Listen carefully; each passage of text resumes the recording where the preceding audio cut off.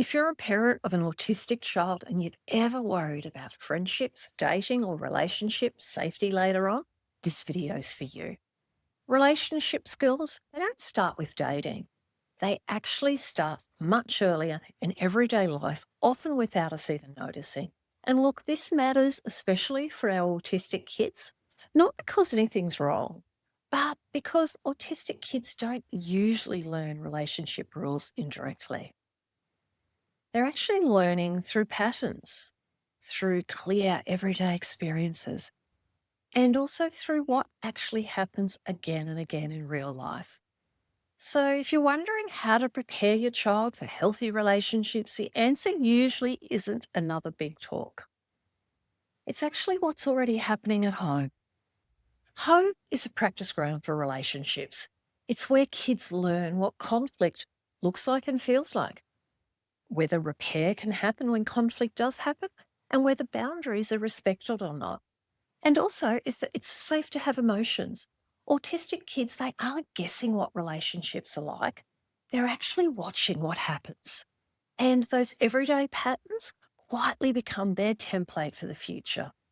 So kids learn far more from what we do than what we say. One of the most powerful relationship lessons comes from the word no. When kids are allowed to say no to hugs, help, play, or any interaction, they're actually learning something important. And what matters just as much is how we respond in those situations. So if the response is calm and accepting, there's no pressure, there's no guilt, no sulking, kids learn that their no matters. And later, that other people's no matters too. And look, this isn't about manners, it's actually about safety. Now, I want to talk about conflict. And by conflict, I mean everyday conflict. I'm not talking about violence, not talking about fear, it's not about anyone being unsafe. I'm talking about frustration, misunderstanding, raised voices, and just normal family squabbles. Kids don't need homes without conflict. They need homes where conflict is handled safely and it's followed by repair. So, repair might sound like saying that you've got it wrong. You might name that you're overwhelmed. It might be about resetting and reconnecting with your child or whoever it is that you're conflicting or conflict is happening with. So, with autistic kids, we don't need conflict hidden. They just need it explained. And repair teaches that relationships can survive mistakes and that things can be fixed and that apologies have steps. And those everyday moments are practice. Kids are learning how to disagree, recover, and to stay connected without harm. Now, predictability, it's a big relationship skill. And for many neurodivergent kids, uncertainty can feel unsafe. So explaining things helps, naming mood changes, and giving kids a heads up before hard or tough conversations happen.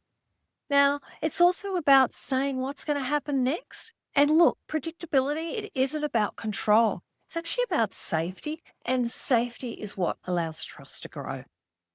Kids learn a lot about relationships from what they watch. TV shows, YouTube, movies, and music videos, they all shape their expectations. So you don't need a big media tour. You just need to be present and make simple comments when you're watching stuff. Saying things like you didn't like how someone was pressured, or noticing when someone didn't ask, or naming when someone looks uncomfortable. It's about calmly pointing out pressure, control, or disrespect, and that helps kids learn to notice it too. So, this includes naming toxic behavior or domestic violence when it appears in shows, not dramatically and not with panic either, just clearly. And look, this isn't about teaching a lesson, it's about kids seeing how adults notice what's okay and what's not. And I also want to point out that we don't just point out the negative, but we can point out the positive things. You could say, hey, I really like how after they had a disagreement, they both talked about it. That so we can also point out the positive, not just the negative as well.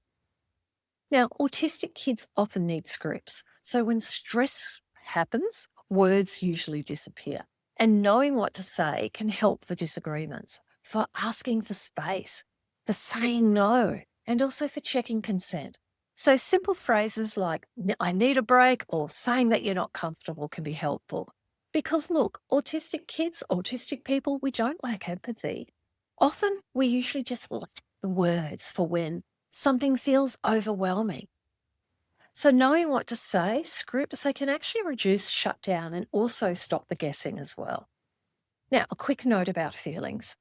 Many feelings resources are designed for neurotypical kids. Faces, expressions, and labels. So if you feel happy, you should be smiling. Well, many neurodivergent kids actually feel emotions in their body first. So happy for them might look like movement, bouncing, energy, or stimming. So instead of pushing emotion words, it can help to ask what the feeling is like in their body. And that awareness is protective. Kids watch how we handle our own boundaries, how we say no, and how we as a parent respond to pressure. Saying you don't have capacity or you need a break teaches kids that relationships don't require, just walking away. Many of us weren't taught that growing up. If your child isn't interested in relationships yet, it's okay. Interest isn't the same as readiness. And skills usually come before they show interest. And look, preparing for relationships is really about safety.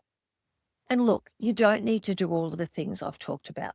Pick one thing this week, just one script, one way to repair a disagreement, one boundary.